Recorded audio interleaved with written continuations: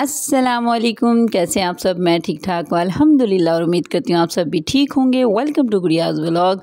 आज की वीडियो शुरू हुई है थोड़ा सा लेट, क्योंकि आज बच्चों की छुट्टी थी तो कल मेरे हस्बैंड ने कहा सुबह शायद मैं भी छुट्टी कर लूँ। तो आज इस तरह सभी की छुट्टी थी और मैं आपको टाइम दिखा रही हूँ, 12 बजने वाले हैं। तो जिस दिन सबकी छुट्टी हो ना तो मैं कह देती हूँ मेरी भी छुट्टी है, यानी मैं थोड़ा लेट सारा कुछ करूँगी। नमाज़ कुरान पाक के बाद मैं लेट जाती हूँ, थोड़ा रेस्ट करने के बाद फिर मैं नाश्ते वगैरह की तरफ चलती हूँ। तो अभी मैं सो रही थी तो बच्चों ने आके मुझे गुड न्यूज़ सुनाई कि बाबा कह रहे हैं मामा उठ जाएँ, आओ बाहर नाश्ता करने चलते हैं। ये एक ऐसी फीलिंग्स होती हैं जो ख़वातीन सुन रही होंगी ना, सबके दिल की ये वाली फीलिंग्स होंगी जो मैं आपको बताऊँगी कि मैं एकदम मेरी नींद और मैं इतनी फ्रेश उठी, सब कुछ ना इतने बर्तन और थोड़ी-सी ख़ातून मेरी तरह थोड़ी-सी कामचोर भी हो ना तो फिर उसको ज़्यादा ही खुशी हो जाती है कि आज मेरी नाश्ते से छुट्टी हो गई है। तो बड़ी मैं खुश-खुश फ्रेश उठी, तैयार हुई और जी फिर हम नाश्ते के लिए निकल आए। तो मैं डाइटिंग पे हूँ, तो मैंने कहा कि मैं वहाँ पे ना एक रोटी मँगवा लूँगी या नान तो आधा खा लूँगी, यानी मेरी तो चीट डे है ना आज, तो मैं ऐसा कुछ कर लूँगी। वहाँ पे गए तो उन्होंने कहा जी हम हलवा पूरी और हलवा पूरी और चने का सालन देते हैं। तो फिर मैंने थोड़ी सी नहीं अच्छी खासी चीटिंग कर ली अपनी डाइटिंग में और नाश्ता करके हम घर आ गए। घर आने के बाद जी रूटीन के छोटे-छोटे काम होते हैं, लेकिन ये जो आप काम देख रहे हैं ना ये छुट्टी पे रखा होता है कि जी जिस दिन हस्बैंड की छुट्टी होगी तो वो ये काम करेंगे। कोई भी डेकोरेशन या कोई भी जानवर आप घर में पाल लेते हैं ना तो उसको रखना, उसको ये देखभाल करना या उसको मैनेज करना, जैसे अब देखने में कि ये डेकोरेशन है लेकिन इसके अंदर हमारे पास तकरीबन 12 मछलियाँ थी जो डिफरेंट किस्म की थी। और वो आहिस्ता-आहिस्ता थोड़े से हमें प्रॉब्लम्स हुए, हमें कहीं जाना आना पड़ गया तो हम नेबर्स को दे गए और वो आहिस्ता-आहिस्ता ना इसी जार में रहने की आदी थी तो वो सारी मर गई। तो उसमें से 2 बचीं और फिर उनके लिए भी हमें ये सारा नीट एंड क्लीन रखना पड़ता है। थोड़ी-सी इनकी आबो-हवा चेंज होती है, मर जाती हैं। तो ये एक बहुत बड़ा शौक है इस डेकोरेशन को रखना। तो ये मेरे हस्बैंड की पसंद का है। अच्छा तो हम मुझे भी बहुत लगता है लेकिन मेहनत वाला काम है। तकरीबन ज़्यादा थी 12 थी पहले, तो हमें हर हफ़्ते इसको साफ़ करना होता था। अब ये 2 हैं तो अब हम इसको 15 दिन के बाद या 1 माह भी हो जाता है, क्योंकि ये 2 इतना ज़्यादा गंदा नहीं करती ना इसको।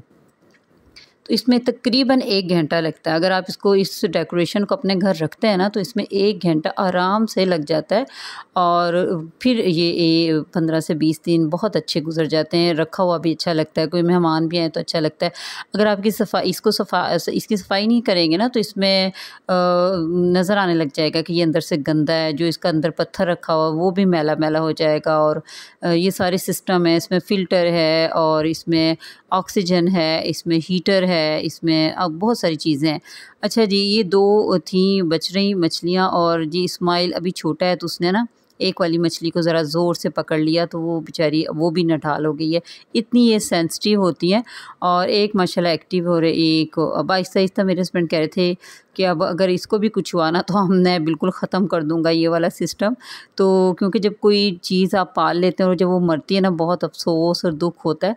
तब ये देखें ये नीट एंड क्लीन है, पता भी नहीं लग रहा कि अंदर पानी है और साफ़-सुथरा हो गया, वो इसमें फिर रही है, उसका घर नीट एंड क्लीन हो गया। एक ये हो गया अभी हर दफ़ा जब एक फ़िश मरती है तो उसको फिर दफ़नाने चल पड़ते हैं ये तीनों भाई। तो अब इसको कुछ करेंगे, ये परेशान हो रहे थे कि भी हमारी एक फ़िश मर गई और इस्माइल अभी छोटा, उसको ये नहीं पता था कि इसको कितने ज़ोर से पकड़ना है। ये इसने पकड़ा है इसको फ़िश को।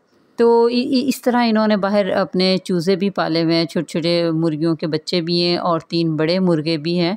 बच्चे ही लिए थे वो भी बड़े हो गए हैं, तो उनको ये स्कूल चले जाते हैं ना, ये ख़ुद तो स्कूल चले जाते हैं और वो फिर मुझे देखना पड़ता है उनको उनको खाना डालना है। बड़ा सारा उनका पिंजरा है मुर्गों का, वो उसी के अंदर रहते हैं। ये लोग थोड़ी देर उनको खोलते हैं बाहर गली में जाने के लिए, तो लेकिन वो अंदर ही रहते हैं।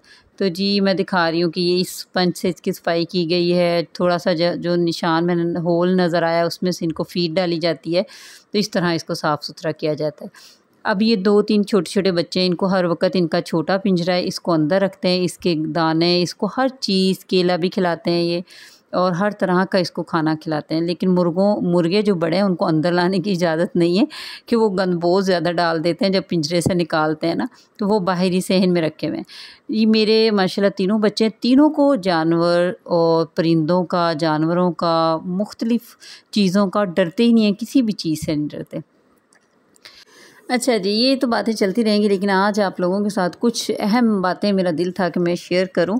तो आगे हमने आज छुट्टी मना रहे थे तो आगे हम पार्क भी जाएंगे, वो भी आप देखते रहेंगे, साथ साथ मैं अपनी बात जारी रखूंगी।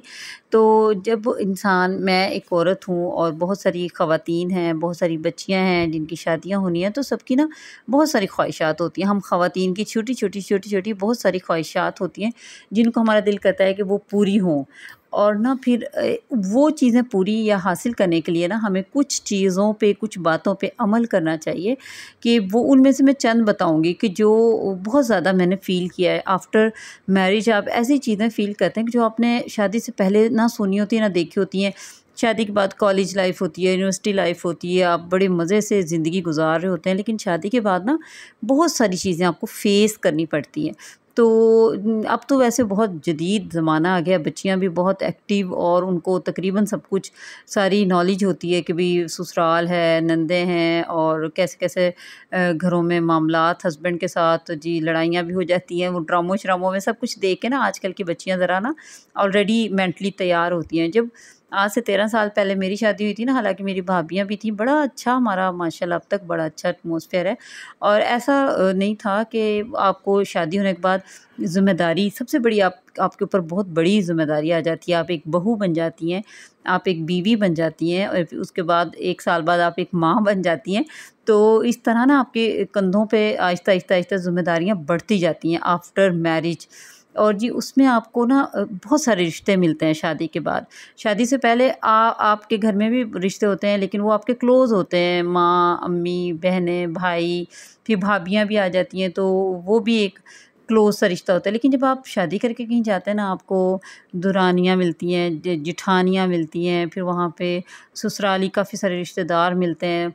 तो ना सबके साथ आप लोगों को अच्छा मेल-जोल रखना होता है, सबके साथ आपको अच्छे साथ ताल्लुकात बढ़ाने होते हैं। तो अपने अंदर ना मैंने फ़ील किया बहुत सारे लोग ऐसे होते हैं कि जो अगर आप अच्छे तरीके से रह रहे हैं ना तो आपसे हसद करना शुरू कर देंगे। तो जो एक हसद है ना, ये बहुत बुरी चीज़ है, किसी में नहीं होनी चाहिए। अल्लाह करे ये वाली बीमारी किसी में भी ना हो। ये हसद जो है ना वो किसी का कुछ नहीं बिगाड़ता।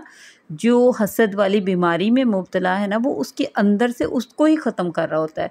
वो हसद की आग में खुद ही जल रहा होता है। किसी से भी हसद ना करें, किसी से मुनाफ़क़त ना करें। मुनाफ़क़त क्या होता है कि आप उसके साथ तो बहुत अच्छा है, जिससे आप मुनाफ़क़त कर रहे हैं ना, मुँह पे आप उसके साथ बहुत अच्छा बोल रहे हैं, बहुत अच्छा सुन रहे हैं उसे, बहुत उसके मुँह पे तारीफ़ें कर रहे हैं, लेकिन दिल में आपने उसके लिए बुग़्ज़ रखा हुआ है और उसके उसके बहुत ज़्यादा आप ख़िलाफ़ हैं और जब वो चला जाता है आप उसकी बुराइयाँ करते हैं, तो ये होता है मुनाफ़क़त।